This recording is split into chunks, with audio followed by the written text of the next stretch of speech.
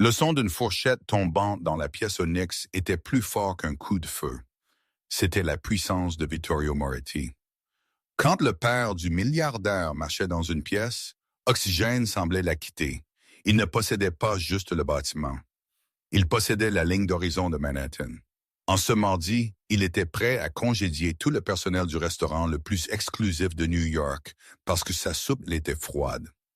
Le gérant tremblait. Le fils milliardaire regarda ailleurs de honte. Personne n'osait respirer et encore moins parler. Personne, sauf pour la fille invisible remplissant les verres d'eau. Elle ne parla pas juste. Elle le commanda avec un seul mot italien qui changea le cours de l'histoire. La pluie à Manhattan ne lava pas la crasse. Elle juste fit les lumières néons de la ville refléter plus fort hors du pavé. À l'intérieur de l'obsidienne, cependant, le temps n'existait pas. La température était toujours un parfait 72 degrés. L'éclairage était toujours un doux ambre doré et le parfum était toujours un mélange de truffes blanches et d'argent ancien. Elena ajusta le col de son uniforme, grimaçant comme l'amidon grattait contre son cou. Elle avait 26 ans, mais ses yeux tenaient l'épuisement de quelqu'un qui avait vécu 3 vies. Aux clients de l'obsidienne, elle était un meuble. Elle était une paire de mains qui plaçait des gobelettes de cristal sur des nappes de lin, un fantôme qui remplissait l'eau pétillante avant que le verre ne soit à moitié vide. Elle était serveuse numéro 4. Elena, table 7 a besoin d'être débarrassée maintenant. Bouge-le, claqua Marcus, le gérant de salle. Marcus était un homme qui portait des costumes trop serrés et une eau de Cologne qui sentait le désespoir.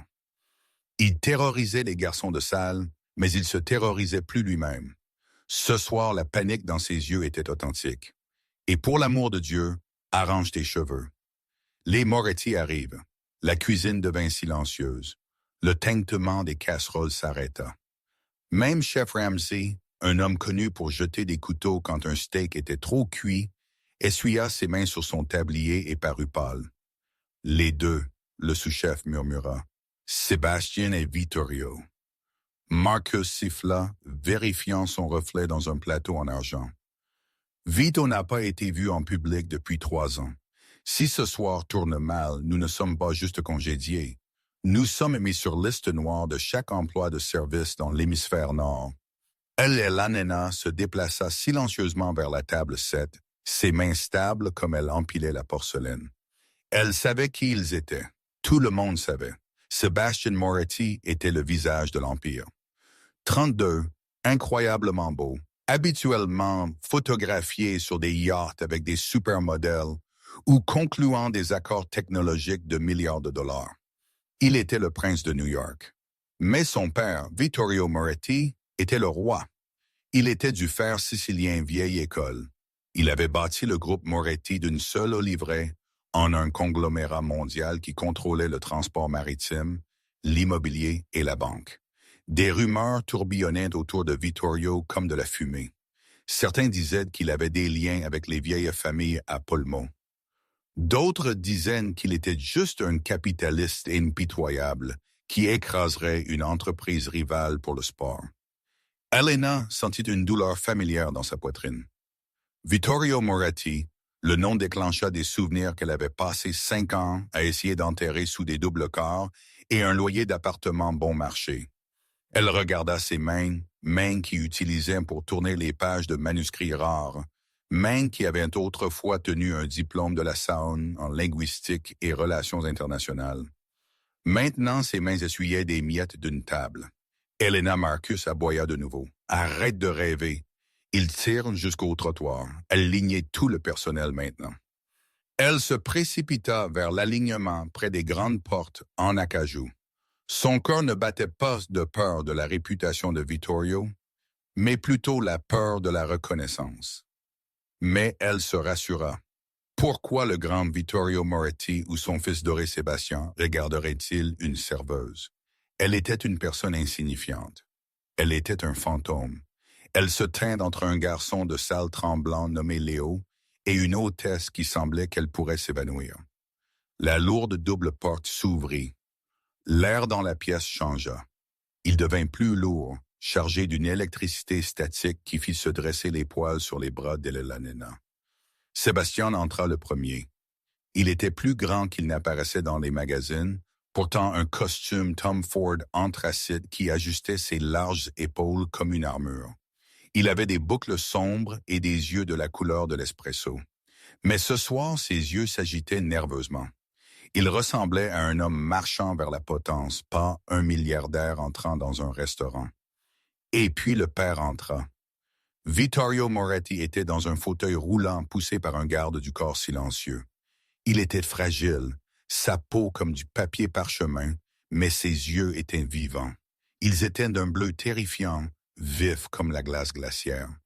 Il portait une écharpe en laine de vicuña et tenait une canne avec une poignée en tête de lion argentée sur ses genoux.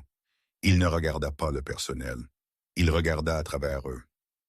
La table, Marcus, Sébastien dit, sa voix tendue. L'alcôve privée. Tout est-il préparé exactement comme mon père a demandé? Bien sûr, Monsieur Moretti. Marcus balbutia, s'inclinant si bas que cela semblait douloureux. Nous avons le Brunello, 1982, respirant. Le chef a préparé l'ossobuco utilisant les jarrettes de veau traditionnelles. S'il vous plaît. Ils passèrent l'alignement. Elena garda sa tête baissée, fixant les bas polis des chaussures de Sébastien. Comme Vittorio passa, elle le sentit. Pas de l'eau de Cologne chère, mais le parfum léger distinct d'origan séché et de sel de mer. C'était le parfum de la Sicile. Cet endroit, Vittorio racla, sa voix sonnant comme du gravier s'entrechoquant. Ça sent la prétention, ça sent le plastique. C'est le meilleur restaurant de la ville, papa. Sébastien dit d'une voix apaisante. Nous verrons, le vieil homme grogna. Comme ils passèrent, la roue de la chaise de Vittorio accrocha le bord du tapis moelleux. Le garde du corps le poussa en avant. La canne de Vittorio glissa de ses genoux et claqua sur le sol en marbre, roulant droit aux pieds d'Elena. Le restaurant entier gela. Marcus semblait qu'il était sur le point d'avoir une attaque. Le garde du corps bougea. Mais Elena était plus rapide. L'instinct prit le dessus. Elle s'accroupit, ramassant la lourde canne. C'était frais au toucher. Elle le tendit, ses yeux toujours baissés. Vittorio l'arracha de sa main sans un merci, mais pour une fraction de seconde, les yeux bleus du vieil homme se fixèrent sur son visage. Il s'arrêta. Un froncement de sourcils plissa son front. Il renifla l'air près d'elle comme s'il essayait de placer un souvenir. « Viens », il ordonna à son fils, brisant le regard. Elena expira, réalisant qu'elle avait retenu sa respiration. Elle recula dans l'ombre. Elle ne le savait pas encore, mais le piège avait déjà été tendu. 30 minutes plus tard, l'atmosphère dans l'alcôve privée était toxique.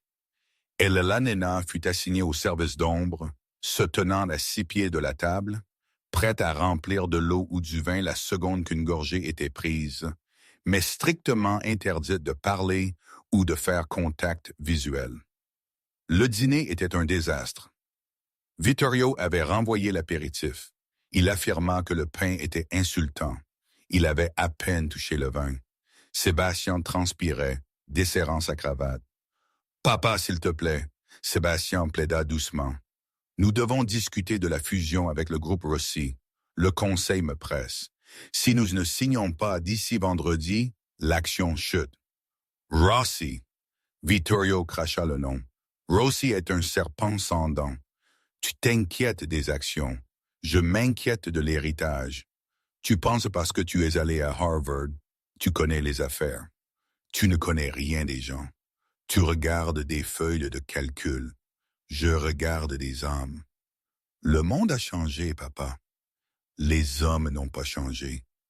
Vittorio claqua sa main sur la table. Les couverts claquèrent. L'honneur n'a pas changé. Le respect n'a pas changé. Et ceci, il gesticula avec une main tremblante vers l'assiette d'Osobo qui venait d'être placée devant lui. Ceci n'est pas de la nourriture. Ceci est de la chimie. Marcus, le gérant, se matérialisa près de la table, transpirant profusément. « Y a-t-il un problème, Signor Moretti? Chef Ramsay a préparé ceci lui-même. » Vittorio regarda Marcus avec un pur dédain. « Dis à ton chef Ramsay qu'il a oublié l'âme de l'animal. Mais peu importe la nourriture. Je veux savoir si vous savez ce que vous servez. » Vittorio pointa un doigt osseux vers la bouteille de vin. C'était un château Pétrus valant plus que le salaire annuel d'Elena. « Ce vin, Vittorio dit, c'est de la poubelle française. J'ai demandé le vin de mon village. Le vin de la vieille terre. L'avez-vous eu? » Marcus devint pâle. « Monsieur, nous avons la meilleure liste italienne. Barolo Chianti Classico. » « Je n'ai pas demandé une liste. » La voix de Vittorio monta, se brisant avec l'âge et la fureur. « J'ai demandé le vin du vulpère, le renard. »« L'avez-vous ou êtes-vous incompétent? » « Le renard, » Marcus balbutia. Il regarda Sébastien pour de l'aide. Sébastien parut impuissant. « J'ai appelé il y a 3 jours, » Vittorio grogna. « J'ai dit à votre réceptionniste, je veux le sang des vulpes. Si vous ne l'avez pas, ce dîner est fini. Et si ce dîner est fini, mon fils ne signe pas sa fusion et j'achèterai ce bâtiment juste pour vous expulser. » Le silence était absolu. La menace était réelle. Marcus tremblait. « Monsieur, je crois qu'il y a eu un malentendu. Je ne connais pas un vin appelé sang du renard. »« Alors vous êtes un idiot, » Vittorio dit, poussant son assiette. « Sortez de ma vue. Envoyez la facture à mon bureau. Nous partons. »« Papa, attends. » Sébastien se leva. « Je le trouverai. J'enverrai quelqu'un. »« C'est trop tard, » Vittorio cria. Il commença à tousser. Un son de toux rude qui secoua son corps fragile. Le garde du corps s'avança. Mais Vittorio le congédia d'un geste. Incompétence. Partout où je regarde, personne ne connaît les vieilles manières. Personne ne parle la langue de la terre plus. Il tourna sa fureur sur la personne la plus proche. Il se trouva que c'était Léo, le jeune garçon de salle qui essayait de remplir le verre d'eau. Vittorio écarta la carafe. « Éloigne-toi de moi. » De l'eau éclaboussa la nappe chère. « Ça y est, » Vittorio annonça. « Sébastien, roule-moi dehors. J'en ai fini avec toi. J'en ai fini avec cette ville. » Marcus était presque en larmes. « Monsieur Moretti, s'il vous plaît, donnez-nous un moment. » Silence. Vittorio rugit. Il ressemblait à un roi condamnant un paysan. « Il n'y a personne ici avec la culture pour comprendre un homme comme moi. Vous êtes tous en plastique. » La tension était insupportable. Sébastien parut vaincu, sa fusion s'effondrant devant ses yeux à cause d'une bouteille de vin. Marcus était ruiné. Elena se tint dans l'ombre. Elle connaissait le vin. Elle le connaissait intimement. Ce n'était pas une marque commerciale. C'était un primitivo très spécifique en petite série produit par une seule famille dans un tout petit village au sud de Polmo. Il était appelé Sangue de Volpe parce que les raisins poussaient sur une colline où les renards avaient l'habitude de se cacher. Elle se mordit la lèvre. Elle devrait rester silencieuse.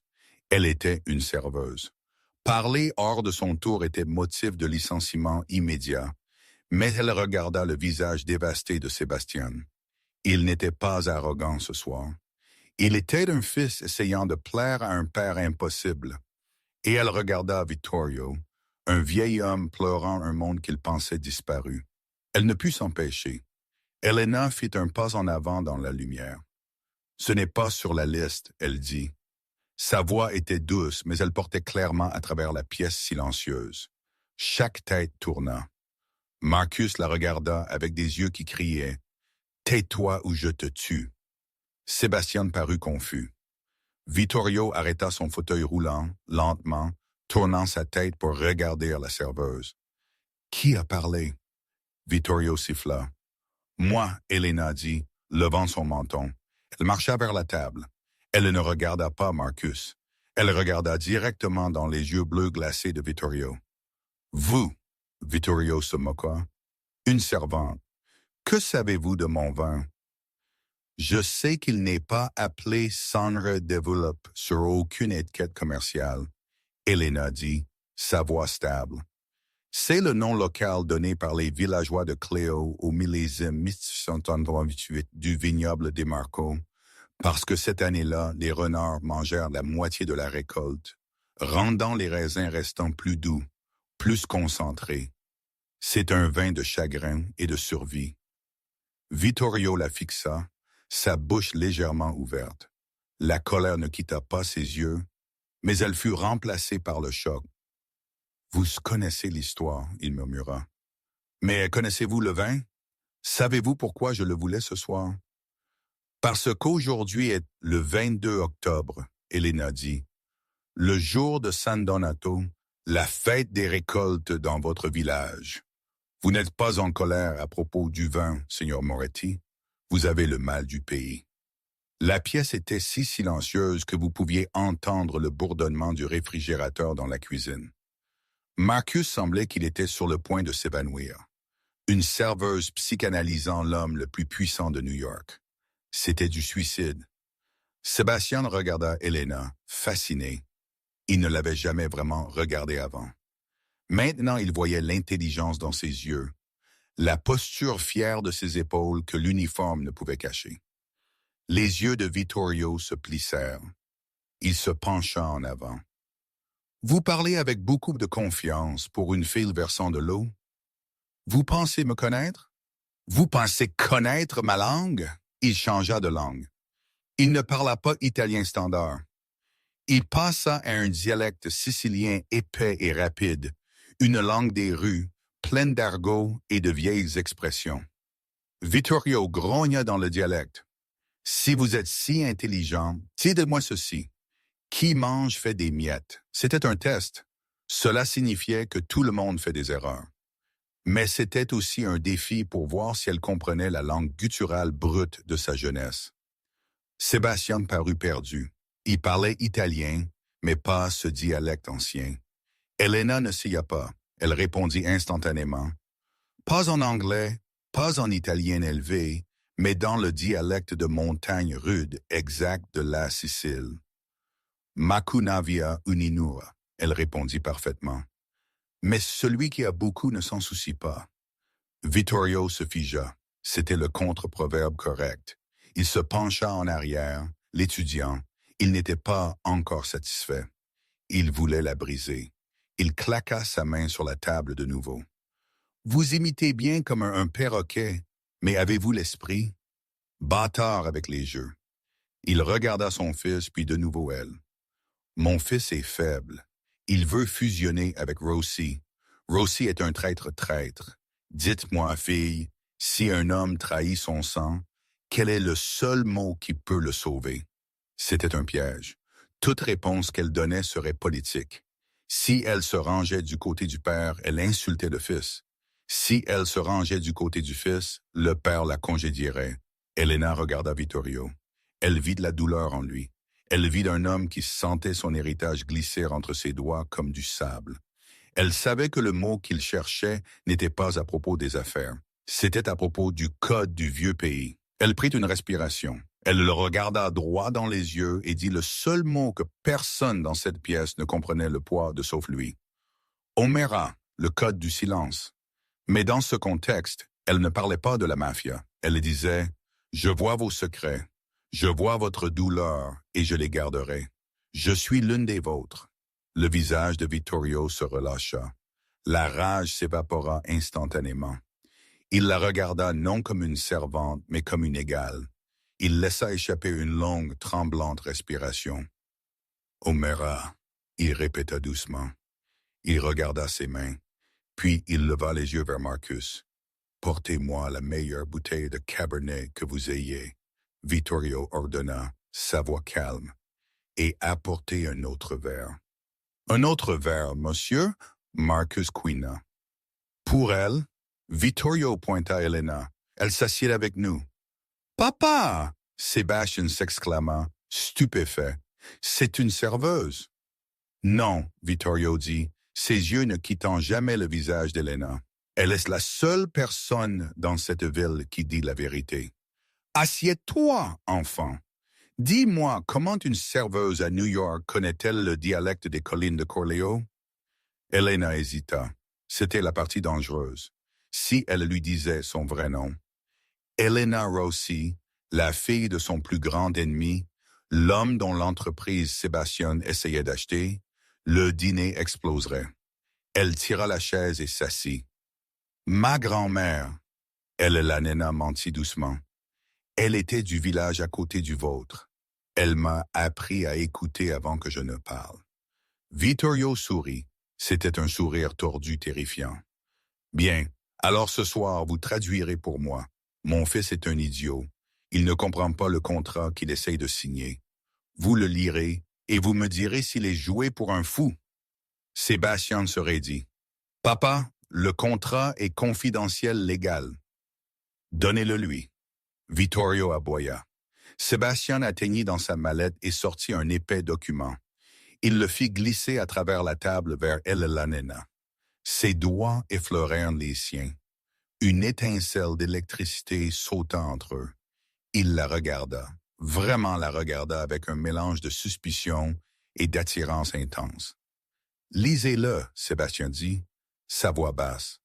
Mais soyez prudente ce que vous dites. » Elena ouvrit le dossier. Ses yeux scannèrent le jargon légal. Elle avait été une analyste en linguistique d'entreprise avant qu'elle ne soit piégée et ruinée. Elle repéra la clause à la page 4 immédiatement. Il était enterré dans une formulation complexe, mais le sens était clair. La famille Rossi, sa propre famille éloignée, ne fusionnait pas juste. Il mettait en place une prise de contrôle hostile des actifs Moretti à travers une société écran. Si elle restait silencieuse, sa famille gagnerait, et elle pourrait se venger des Moretti pour être les géants corporatifs qui écrasaient les petits. Mais si elle parlait, elle trahissait son propre sang, même si ce sang l'avait rejeté. Elle leva les yeux. Vittorio la regardait comme un faucon. Sébastien la regardait comme un homme désespéré. « Eh bien, » Vittorio demanda, « que dit-il » la nena prit une respiration. « Il dit, » elle commença, « que vous n'achetez pas une entreprise, Monsieur Moretti. Vous marchez dans une guillotine. » Le silence qui suivit la déclaration la nena était plus lourd que la table en chêne où ils étaient assis. Sébastien regarda le contrat, puis Elena, son front plissé dans un mélange de confusion et de défensive. « Une guillotine ?» Sébastien demanda, sa voix perçante. « J'avais 3 cabinets d'avocats distincts vérifier ceci. »« Mademoiselle Elena, » elle dit, sa voix gagnant en force. Elle n'était plus serveuse numéro 4 maintenant. L'adrénaline du monde corporatif, une drogue qu'elle n'avait pas goûtée depuis des années, inondait ses veines. Elle tapota un ongle manucuré ébréché de laver-la-vaisselle sur le paragraphe dense à la page 4. « Vos avocats cherchaient des pièges de responsabilité standards, » Elena expliqua, ses yeux scannant le texte rapidement. Ils cherchaient une restructuration de la dette. Mais regardez ici, clause 14, section C. En cas de fluidité d'actifs tombant en dessous de l'indice convenu, il référence un indice externe, le standard de volatilité de la bourse de Milan.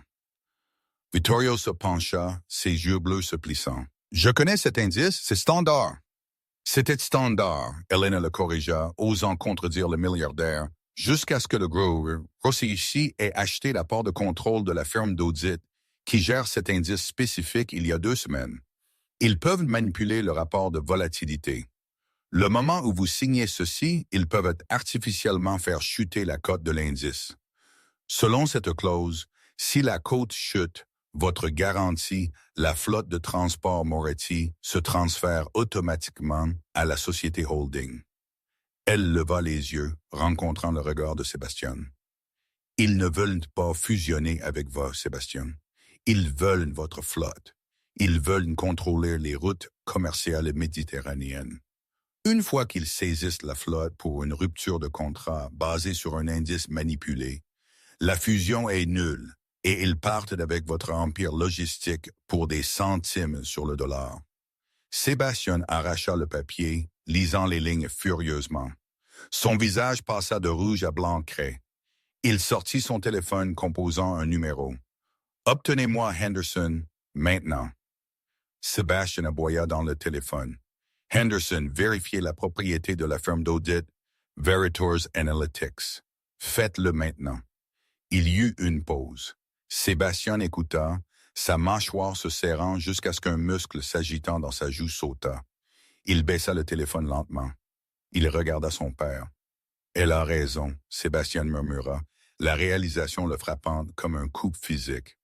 Rossi acheta Veritus il y a 14 jours à travers une société écran dans les îles Caïmans. Si j'avais signé ceci, nous serions morts. Vittorio termina la phrase. Le vieil homme n'avait pas l'air en colère. Il parut ravi. Il laissa échapper un rire sec et rauque qui sonnait comme du papier de verre sur du bois. Il regarda Elena avec une sorte d'affection terrifiante. « Une serveuse ?» Vittorio amusé. « Une serveuse qui repère une tentative d'assassinat corporatif qu'une équipe d'avocats de Harvard ait manqué. Qui êtes-vous vraiment ?» Le cœur d'Elena martela contre ses côtes. « Je lis juste beaucoup, monsieur. J'ai un diplôme. » « Ne me mentez pas, » Vittorio dit, mais son ton était doux. « Mais je ne fouillerai pas encore. Une ressource comme vous est rare. Vous avez l'ochalco, l'œil du faucon. » Vittorio se tourna vers Marcus, qui planait à proximité, ayant l'air qu'il souhaitait que le sol l'avale entier. « Vous » Vittorio pointa le gérant. « Oui, monsieur Moretti. » Marcus trembla. « Vous avez gardé un diamant enveloppé dans un chiffon sale, » Vittorio dit. « Cette femme n'est plus votre employée, elle est mienne. Si vous parlez un mot de cette réunion à qui que ce soit, j'achèterai ce bâtiment et le transformerai en parking. Comprenez-vous? » « Oui, monsieur. Absolument, monsieur. » Vittorio se tourna de nouveau vers Elena. « Vous en avez fini avec les tabliers. Demain matin, 8 Enter AM, Tour Moretti, Bureau Penthouse. Vous serez ma consultante personnelle pour cette négociation. Je veux que vous détruisiez les ressources. » « Papa, » Sébastien interjeta, « nous ne pouvons pas juste embaucher une étrangère d'un restaurant. » Silence. Vittorio claqua. « Elle a sauvé votre flotte pendant que vous vous inquiétiez des listes de vin. Elle vient avec nous. » Vittorio regarda Elena. « Le salaire est de 10 000 par mois, plus une allocation garde-robe, etc. Acceptez-vous? » Elena regarda autour du restaurant. Elle vit les bacs de bus sales, le gérant tyrannique, la vie d'invisibilité qu'elle avait vécue pendant 5 ans depuis qu'elle avait fui sa propre famille toxique. Elle regarda Sébastien, qui la regardait avec une intensité nouvelle, un mélange de suspicion et d'attirance indéniable. « J'accepte, » Elena dit. « Ben, » Vittorio tapota sa canne. « Sébastien, conduis-la chez elle. Elle sent la graisse de cuisine, mais elle pense comme une reine. Traitez-la avec respect. » Le trajet vers son petit appartement dans le Queens était calme. Sébastien conduisait une Aston Martin noire qui coûtait plus que son bâtiment entier. Elena s'assit dans le siège passager, serrant son sac à main. « Alors, » Sébastien dit, brisant le silence comme ils traversèrent le Queensboro Bridge. Les lumières de la ville se reflétèrent dans ses yeux sombres. « Où avez-vous vraiment appris à lire des contrats comme ça? »« Je lis beaucoup. Ne couvre pas le droit maritime international. J'utilisais pour travailler en analyse. » Elena dit soigneusement. « Il y a longtemps avant que la vie n'arrive. Pourquoi avez-vous arrêté? » « Parce que dans ce monde, » Elena dit regardant par la fenêtre, « la loyauté est rare et j'étais fatigué d'être un pion. » Sébastien la regarda d'un coup d'œil. « Vous n'êtes plus un pion, Elena. Mon père. Il ne prend jamais aux gens. Il vous fait confiance. Ne le faites pas regretter. »« Je ne le ferai pas, » elle dit. Il tira jusqu'à son trottoir. C'était un quartier rude. Il fronça les sourcils à la peinture écaillée de son bâtiment. « Vous vivez ici. C'est ce que je peux me permettre. »« Plus maintenant, » Sébastien murmura. Il se pencha à travers la console pour déverrouiller sa porte. Le parfum de lui senta les cuirs chers, remplis de ses sens. Pour un moment, leurs visages étaient à quelques centimètres. L'air entre eux crépita avec la même tension qui avait été dans le restaurant. Mais ceci était différent. Ce n'était pas à propos des affaires. Un à qui je suis, Sébastien dit, sa voix chutant d'une octave. Ne soyez pas en retard. Je ne le suis jamais, Elena répondit, essoufflée. Elle sortit dans la nuit froide, regardant les feux arrière rouges de l'Aston Martin s'éloigner, sachant que sa vie venait de se fracturer en un avant et un après. Le lendemain matin, Elena entra dans la cathédrale de verre et d'acier de la tour Moretti. Elle se sentit comme une impostrice. Mais elle ressemblait à un requin. Vittorio avait été sérieux à propos de la location. Une styliste personnelle l'avait rencontré à 6 heures du matin avec un portant de vêtements. Elena portait maintenant un costume Armani bleu marine sur mesure, ses cheveux tirés en un chignon sévère élégant, brillant, et des talons qui claquaient avec autorité sur le sol en marbre. Elle fut conduite dans la salle de conférence. La vue était à couper le souffle. Tout Central Park s'étalait en dessous, mais la pièce était un champ de bataille. D'un côté étaient assis Sébastien et Vittorio dans son fauteuil roulant. De l'autre côté était assise la délégation Rossi. Elena se figea dans l'embrasure de la porte. Assis à la tête de la table opposée était Dario Rossi, son frère. Il parut plus vieux que la dernière fois qu'elle l'avait vu il y a 5 ans. Il était plus lourd, son visage plus gonflé d'excès et d'arrogance, mais l'expression cruelle de sa bouche était la même. Dario était la raison pour laquelle elle était partie. Il était un tyran qui avait manipulé leur père pour la déshériter parce qu'elle avait refusé d'épouser un sénateur corrompu pour sécuriser un accord commercial. « Ah, la consultante », Vittorio annonça, faisant tourner sa chaise. « Entrez, Elena. Asseyez-vous. » Dario Rossi leva les yeux. Il plissa les yeux. Elena retint sa respiration. Elle avait changé son nom de famille, sa couleur de cheveux et son style. Elle pria que 5 ans étaient assez de temps pour devenir une étrangère. Les yeux de Dario s'attardèrent sur elle pendant une seconde, puis la congédièrent. Pour les hommes comme Dario, les femmes étaient des décorations ou des secrétaires. Il ne la vit pas vraiment. Coupons les théâtralités, Vittorio. Dario dit, tapotant un stylo en or sur la table. Nous savons que vous avez lu le brouillon. Les termes sont généreux. Nous vous faisons une faveur, fusionnant notre logistique avec votre flotte vieillissante. Généreux, Vittorio répéta, comme Brutus était généreux envers César. Nous sommes préparés à signer, Sébastien dit, sa voix froide. Mais nous avons quelques amendements. Amendements, Dario rit. Prenez-le ou laissez-le, Sébastien. Nous avons d'autres acheteurs. Vous n'avez pas d'autres acheteurs. Elena parla fort. La pièce devint silencieuse.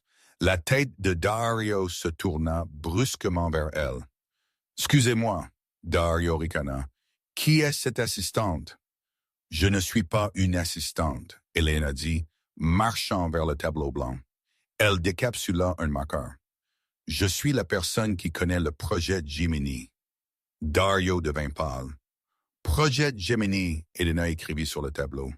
Le nom de code interne pour votre crise de la dette. Vous n'achetez pas Moretti parce que vous voulez vous étendre. Vous l'achetez parce que le groupe Rossi est insolvable. Vous avez perdu 300 millions dans l'effondrement pétrolier vénézuélien le mois dernier. Vous avez besoin des actifs Moretti pour tirer parti d'un prêt de sauvetage de la Banque centrale européenne. Dario se leva, sa chaise raclant bruyamment. « C'est de la calomnie. Qui vous a dit ça? » Mathématiques, Esteban. Elena mentit, bien qu'elle le sût parce qu'elle savait comment son frère pensait. Elle savait qu'il pariait toujours sur les marchés émergents et au risque. Elle avait analysé les dossiers publics et trouvé les lacunes que seul un Rossi reconnaîtrait comme des mouvements de panique. Et le fait que vous ayez acheté les analyses de Veritors pour truquer la cote de garantie, c'est de la fraude, Monsieur Rossi. Fraude fédérale. Vittorio regardait Elena avec un air de pur triomphe. Sébastien la regarda avec admiration. « Vous n'avez aucune preuve, » Dario siffla. « J'ai le dossier SEC que vous avez essayé d'enterrer, » Elena dit, glissant un dossier à travers la table. Un bluff principalement. Mais elle avait imprimé les enregistrements commerciaux publics qui semblaient suspects. « Si nous nous en allons, Votre réaction chute d'ici midi. Alors voici le nouvel accord. Elle jeta un nouveau contrat sur la table. Groupe Moretti acquiert Rossi Logistics. Pas une fusion, une acquisition. Nous vous rachetons pour 30 centimes par action. Vous gardez votre titre, mais Vittorio Moretti possède votre vote. Dario semblait qu'il s'étouffait. Il regarda le contrat, puis Vittorio, et finalement Elena. Il la fixa, vraiment la fixa. Il regarda la forme de ses yeux, la manière dont elle tenait son menton quand elle était défiante. Une lueur de reconnaissance s'alluma dans ses yeux. « Toi, Dario murmura, tu ressembles à… » Il s'arrêta. Il ne pouvait pas le croire. Sa sœur était morte ou travaillant dans un caniveau quelque part. Cette femme était une consultante de haut niveau. « Signez-le, Sébastien commanda, sentant la faiblesse de Dario. Ou nous relâcherons l'information à propos de Veritus à la presse. » La main de Dario trembla. Il signa. Comme la réunion se dispersa, Dario passa devant Elena. Il se pencha de près, sentant le musc cher et la pure. « Tu es bonne, » Dario murmura, « mais je sais de qui tu me rappelles, et si tu es… qui je pense que tu es jouant d'un jeu dangereux, petite sœur. » Elena ne broncha pas. « Je n'ai pas ce frère, » elle dit froidement. Dario sortit en furie, que Vittorio frappa des mains. « Était magnifique. Je n'ai pas vu un Rossi saigner comme ça en 20 ans. » Sébastien marcha vers Elena. La salle de conférence s'était vidée. L'adrénaline de la mise à mort s'estompait, remplacée par la ruée de la victoire. « Vous êtes incroyable, » Sébastien dit. Il tendit la main, repliant une mèche de cheveux lâches derrière son oreille. Son toucher brûla. « Vous nous avez sauvés. Vous m'avez sauvé. »« J'ai juste fait mon travail, » Elena murmura. « Non, » Sébastien dit. Il se rapprocha. « C'est plus que ça. Vous comprenez ce monde, mais vous n'êtes pas corrompu par lui. Qui êtes-vous, Elena? J'ai l'impression de vous connaître depuis toujours. Pourtant, je ne sais rien de vous. »« Est-ce que ça importe? » Elle demanda, sa voix tremblante. « Oui, » Sébastien dit. Il se pencha et l'embrassa. Ce n'était pas un baiser hésitant. C'était passionné, alimenté par l'intensité du matin. Elena fondit en lui. Pour un moment, elle oublia le danger. Elle oublia qu'elle couchait avec l'ennemi. Elle oublia que son nom de famille était la seule chose qu'il haïssait le plus au monde. 3 semaines passèrent. Elena n'était plus juste une consultante. Elle était la main droite de l'Empire Moretti et elle tombait amoureuse de Sébastien. Ils passèrent de longues nuits au bureau commandant des plats à emporter et réécrivant la stratégie. Ils passèrent les week-ends au domaine Moretti dans les Hamptons. Vittorio la traita comme la fille qu'il n'avait jamais eue, mais l'épée de Damoclès pendait sur sa tête. Il se brisa la nuit du gala d'hiver. C'était le plus grand événement social de l'année. Toute l'élite de New York était là. Elena portait une robe de soie émeraude, ressemblant en tout point à la partenaire d'un milliardaire. Elle était au bras de Sébastien, riant de quelque chose qu'il murmura. Puis la musique s'arrêta. Dario Rossi monta sur scène. Il n'était pas supposé parler, mais il avait attrapé le microphone. Il parut ivre, ou peut-être juste imprudent de rage. « Mesdames et messieurs, » Dario marmonna, « nous célébrons l'unité ce soir, l'union de Moretti et Rossi, mais il y a un ingrédient secret dans cette fusion. » La pièce devint silencieuse. Sébastien serra la main d'Elena. « Que fait-il? Je veux apporter un toast à la femme qui a rendu ceci possible. » Dario pointa dramatiquement Elena. « La brillante Elena. Ou devrais-je dire Elena Rossi. » Un halètement ondula à travers la foule. Sébastien se figea. Il regarda Elena. « Qu'a-t-il dit? Ma sœur fugitive. » Dario rit cruellement. « Celle qui a volé des documents de famille il y a 5 ans est disparue. Celle qui infiltra la famille Moretti pour, eh bien, qui sait quel est son jeu? Peut-être qu'elle travaille pour moi. Peut-être qu'elle est un agent double. » Daria mentait à propos de la partie agent double pour la détruire, pour faire que les Moretti la chassent afin qu'ils puissent l'écraser plus tard. Elena. La voix de Sébastien était brisée. Il lâcha sa main comme si c'était du charbon ardent. Est-ce vrai? Êtes-vous une Rossi? Elena sentit la pièce tourner. Tout le monde regardait fixement. Vittorio s'assit dans son fauteuil roulant près de l'avant, son visage illisible. Sébastien, s'il te plaît, Elena supplia, des larmes montant dans ses yeux. Je suis une Rossi par le sang, mais je ne suis pas l'une d'elles. J'ai fui parce qu'ils sont corrompus. Je vous ai aidé. J'ai détruit leur levier. Vous avez menti, Sébastien dit, reculant. Ses yeux, habituellement chauds, étaient maintenant de froids éclats d'obsidienne. Chaque moment, chaque mot, c'était un mensonge. Vous êtes la fille de l'homme qui a essayé de ruiner mon père pendant 30 ans. Je ne suis pas mon père, Elena cria. Sortez, Sébastien dit doucement. Sébastien, écoutez-moi. J'ai dit sortez, Sébastien rugit. Le son résonna sur les lustres de cristal. Sécurité, retirez-la. Deux gardes s'avancèrent. Elena regarda Vittorio. Le vieil homme regardait le sol, serrant sa canne. Il ne leva pas les yeux pour la sauver. Elena se tourna et courut. Elle courut à travers la salle de bal, passant les visages fixants, dehors dans la nuit froide, enneigée. Elle n'avait pas de manteau. Elle ne s'en souciait pas. Elle héla un taxi et donna son adresse dans le Queens, sanglotant jusqu'à ce que sa gorge brûle. Le lendemain matin, sa carte d'accès à la tour fut désactivée. Son téléphone d'entreprise était mort. Un coursier livra une boîte de ses objets personnels à sa porte avec un chèque pour son temps. Elle était de retour à rien. Une semaine de silence semblait une année d'emprisonnement. À l'intérieur de son appartement exigu dans le Queens, Elena était assise à sa petite table en stratifié ébréché, fixant la peinture beige écaillée du mur.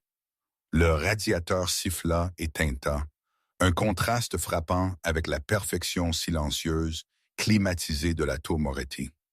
Dehors, une pluie grise et boueuse frappait la vitre, estompant le monde en une tache de charbon et de misère. Elle n'avait pas mangé un repas complet depuis 3 jours. Sur la table était assise une tasse de thé qui était devenue froide des heures auparavant. À côté gisait le chèque de licenciement que Marcus avait fait livrer par coursier. C'était un montant généreux, assez pour déménager dans une autre ville, recommencer, peut-être disparaître de nouveau. Mais la pensée de courir lui fit tourner l'estomac. Elle avait fui son père. Elle avait fui le restaurant. Elle avait fui la salle de bal. Elle était fatiguée d'être une fugitive dans sa propre vie. Un lourd coup autoritaire à sa porte brisa le silence. Elena tressaillit. Elle n'attendait personne. Si c'était le propriétaire, il aurait crié. Si c'était un voisin, le coup aurait été hésitant. Ce son était exigeant. Elle tira son cardigan plus serré autour d'elle et marcha vers la porte, regardant à travers le judas. Elle haleta, trébuchant en arrière. Elle défit les 3 serrures avec des doigts tremblants et ouvrit la porte en grand. Là, remplissant le couloir étroit, sombre, était Vittorio Moretti. Il était assis dans son fauteuil roulant comme un trône. Son manteau vicuña drapé sur ses épaules, flanqué de 2 gardes du corps au visage de pierre qui semblait comiquement grand pour le petit corridor. « Monsieur Moretti !» Elena souffla, sa main volant à sa bouche. « Comment? Pourquoi êtes-vous ici? Votre ascenseur est pressé. » Vittorio grommela, ignorant sa question. « Mes hommes ont dû me porter sur 3 étages. C'était indigne. Puis-je entrer? Ou comptez-vous laisser un vieil homme dans un couloir courant d'air? »« Non, s'il vous plaît, entrez. » Elle se décala hâtivement, donnant un coup de pied à une pile de linge hors de vue. L'appartement était trop petit pour sa présence. Vittorio se roula au centre de la pièce, ses yeux bleus glacés scannant le maigre mobilier, le thé froid, l'air général de défaite. Il ne regarda pas avec jugement. Il regarda avec une étrange curiosité intense. « Pourquoi n'avez-vous pas riposté ?» Vittorio demanda abruptement, sa voix râpeuse comme des feuilles sèches. Elena s'appuya contre le comptoir pour se soutenir. Il n'y avait aucun but. Sébastien fit son choix. Il entendit le nom Rossi et il devint sourd à tout le reste. Sébastien est un fou, Vittorio déclara platement. Il aide mon fils et je l'aime. Mais il possède l'intelligence émotionnelle d'une pierre. Il voit le monde en noir et blanc, amis et ennemis. Il ne comprend pas le gris. Je vis dans le gris. J'ai bâti un empire dans le gris. Il tourna son fauteuil roulant pour lui faire face pleinement. Je n'ai pas accepté l'accusation de Dario au gala. J'ai enquêté, j'ai engagé les meilleurs détectives privés en Europe. Ils ont fouillé dans les tombes du passé. Elena sentit un frisson froid. Qu'avez-vous trouvé? J'ai trouvé le rapport de police d'il y a 5 ans, Vittorio dit doucement. L'appel pour troubles domestiques. Je sais que votre père vous a frappé. Je sais que vous avez refusé d'épouser le sénateur Gallo pour sécuriser les permis de zonage portuaire pour la famille Rossi. Vous avez choisi la pauvreté plutôt que la corruption. Ce n'est pas l'action d'une espionne, Elena. C'est l'action d'une reine en exil. Des larmes picotèrent les yeux d'Elena. Pendant 5 ans, elle avait porté la honte de sa déshéritation seule. Entendre cet homme puissant valider son sacrifice brisa quelque chose en elle. « Je ne voulais pas que vous sachiez, » elle murmura. « Je voulais être jugée sur mon travail, pas mon histoire. » Et vous l'étiez. Vittorio tapota sa canne sur le sol. « Mais maintenant, nous avons une crise. L'histoire que vous avez fuie est venue réclamer mon entreprise. » L'expression de Vittorio se durcit. Dario a convoqué une réunion de conseil d'urgence pour midi aujourd'hui. Il a tiré parti du scandale. Il affirme que puisque la fusion fut négociée par un agent hostile, le contrat est annulable. Il s'apprête à dissoudre l'acquisition et à convertir sa dette en fonds propres. S'il réussit, d'ici une PM de masse, Rossi Logistics possédera effectivement l'intérêt de contrôle du groupe Moretti. Les yeux d'Elena s'écarquillèrent d'horreur. Il ne peut pas faire ça. C'est illégal. Le contrat a des clauses de performance. Il a soudoyé le conseil, Vittorio interrompit. Il a 3 membres dans sa poche. Sébastien marche dans cette pièce seul, croyant qu'il a déjà perdu. Il est anéanti, Elena. Il pense que vous l'avez trahi, alors il a perdu la volonté de se battre pour l'héritage. Il va signer la capitulation juste pour mettre fin à la douleur. Non, Elena dit, le mot montant de sa poitrine avec une férocité soudaine. Dario ne peut pas gagner. Il détruit tout ce qu'il touche. Alors arrêtez-le, Vittorio dit. Venez avec moi. Je ne peux pas. Sébastien m'a viré. La sécurité ne me laissera pas entrer. Je possède la sécurité. Vittorio sourit d'un air suffisant. Et quant à Sébastien, il a besoin d'un choc. Il a besoin de voir la vérité. Le vieil homme gesticula vers le placard. Habillez-vous, mais pas dans les costumes fantaisistes que je vous ai achetés. Avez-vous toujours votre uniforme? Mon uniforme de serveuse? Elena demanda, confuse. L'armure que vous portiez quand vous m'avez d'abord vaincu. Vittorio hocha la tête. Rappelez-leur d'où vous venez. Rappelez-leur que vous n'êtes pas une princesse rose, mais une travailleuse qui connaît la valeur d'un dollar et le poids d'un secret. Nous partons dans 10 minutes. La salle de conférence au 50e étage de la tour Moretti était suffocante. Le climatiseur ronronnait, mais l'atmosphère était épaisse de tension et l'odeur de café rassis. Sébastien était assis à la tête de la table, ressemblant à un fantôme de son ancien lui-même. Il était mal rasé, sa cravate lâche, ses yeux cerclés de cernes. Il fixa d'un air absent la surface en acajou poli, écoutant à peine le bourdonnement des avocats. À l'extrémité opposée, Dario Rossi était radieux de triomphe. Il se pencha en arrière dans sa chaise en cuir, faisant tourner un stylo entre ses doigts. « C'est une tragédie, vraiment. » Dario dit, sa voix dégoulinante de fausse sympathie, qu'une fusion si historique fut souillée par l'espionnage corporatif. Mais nous devons protéger les actionnaires. L'accord d'annulation et de restructuration est le seul chemin à suivre, Sébastien. Signez-le et nous pourrons garder cette affaire désordonnée avec ma sœur hors de la presse. Sébastien ne leva pas les yeux. « Donnez-moi juste le stylo, » il marmonna. « Je m'en fiche plus. » « Excellent, » Dario sourit, glissant le document à travers la table. Sébastien tendit la main vers le stylo. Sa main plana au-dessus du papier. Il se sentait vidé. Sans Elena, l'entreprise semblait juste une pile d'acier et de verre. Ça ne signifiait rien. Ne le signez pas. La voix était claire, calme et impossible. La main de Sébastien se figea, sa tête se redressa brusquement. Les doubles portes au fond de la pièce s'ouvrirent un temps grand. Vittorio roula le premier, son visage figé dans une ligne sombre. Et marchant à côté de lui était Elena. Un halètement collectif traversa la pièce. Elle ne portait pas la robe émeraude ou le costume de pouvoir bleu marine. Elle portait la robe noire, le tapis au papier noir, le tablier blanc et les chaussures sensées d'une serveuse. Ses cheveux étaient tirés en arrière en un chignon sévère pratique. Elle semblait entièrement déplacée parmi les costumes de milliardaires, et pourtant elle semblait plus puissante que quiconque là. Que fait-elle ici? Dario se leva, son visage rougissant. Sécurité, retirez cette intruse. Asseyez-vous, Dario, Vittorio commanda, sa voix résonnant avec une force qu'il n'avait pas montrée depuis des années. Elle est mon invitée, et elle a la parole. Elena marcha devant les membres du conseil béant. Elle ne regarda pas Sébastien encore. Elle garda ses yeux fixés sur son frère. Elle marcha jusqu'à ce qu'elle se tienne juste à côté de la chaise de Sébastien. « J'ai porté ceci, » Elena dit, touchant le tissu rugueux de son tablier, « parce que c'est qui je suis. Je ne suis pas Elena Rossi, l'héritière qui joue au polo et assiste au gala. Je suis Elena, la femme qui se tenait debout 12 heures par jour servant des hommes ingrats, pendant que vous dilapidiez notre fortune familiale à Macao. » Elle se tourna vers le conseil.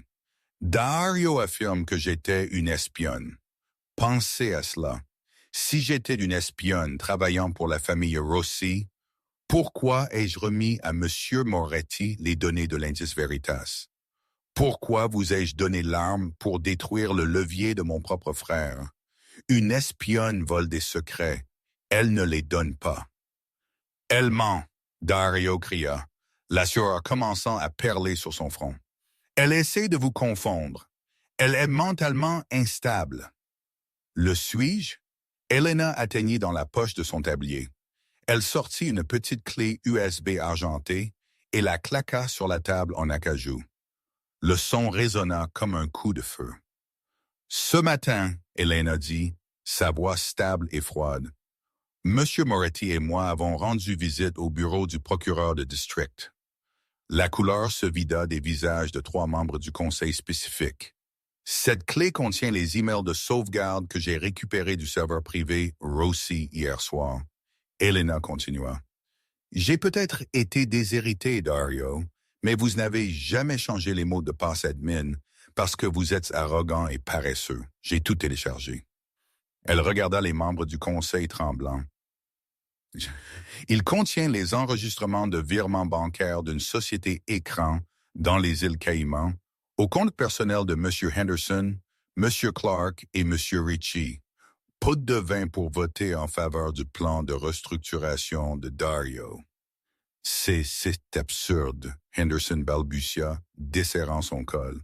« Il contient aussi l'enregistrement audio d'il y a 5 ans. » Elena dit, se tournant de nouveau vers Dario. « Celui où vous m'avez offert 2 millions de dollars pour épouser le sénateur Gallo et la menace subséquente de ruiner ma vie si je refusais. » Le procureur de district le trouva très intéressant. Il établit un modèle d'extorsion. Dario ressemblait à un animal piégé. Il regarda la fenêtre, puis la porte. « Vous traître !» Il se jeta. C'était un mouvement désespéré, violent. Il grimpa sur la table, attrapant une lourde carafe d'eau en cristal visant Elena. Sébastien bougea plus vite que la pensée. La léthargie disparut. Il jaillit de sa chaise, interceptant Dario en plein vol. Il claqua son épaule dans la poitrine de Dario, le plaquant sur le tapis moelleux. La carafe se brisa. envoyant verre et eau partout. Sébastien épingla Dario, son avant-bras pressé contre la gorge de Dario. « Né !» Sébastien grogna, son visage à quelques centimètres de celui de Dario, ses yeux flamboyants d'une protectivité terrifiante. Jamais aller près d'elle de nouveau.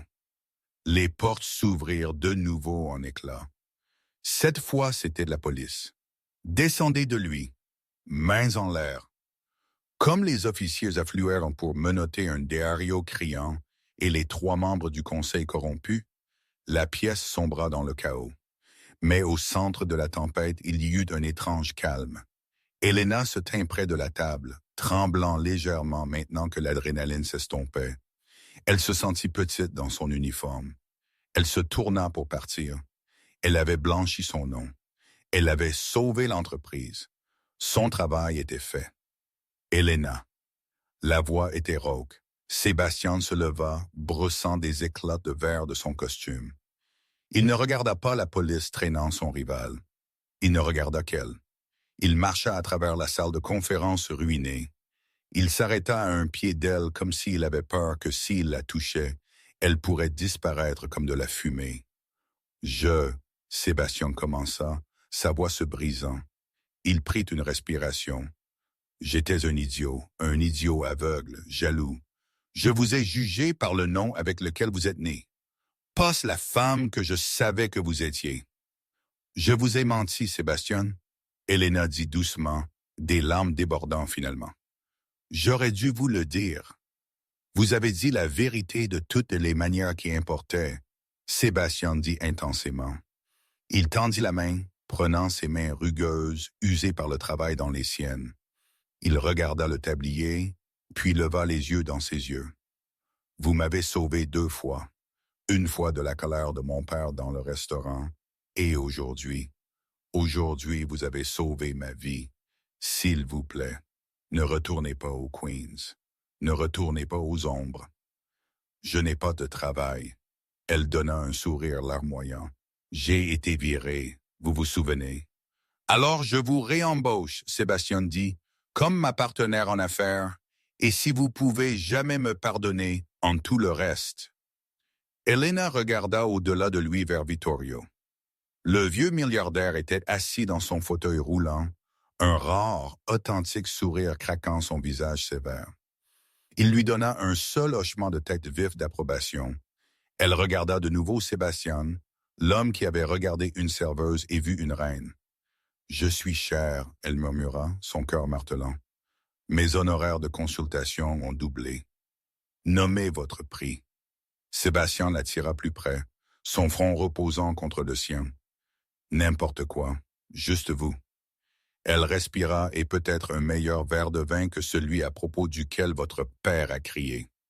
Sébastien rit, un son de pur soulagement, et l'embrassa. C'était un baiser de promesse, scellant un contrat qu'aucun avocat ne pourrait jamais briser. Autour d'eux, le personnel restant éclata en applaudissements. Mais Elena ne les entendit pas.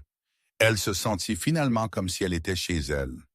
Elena Rossi ne changea pas juste son nom, elle changea sa destinée.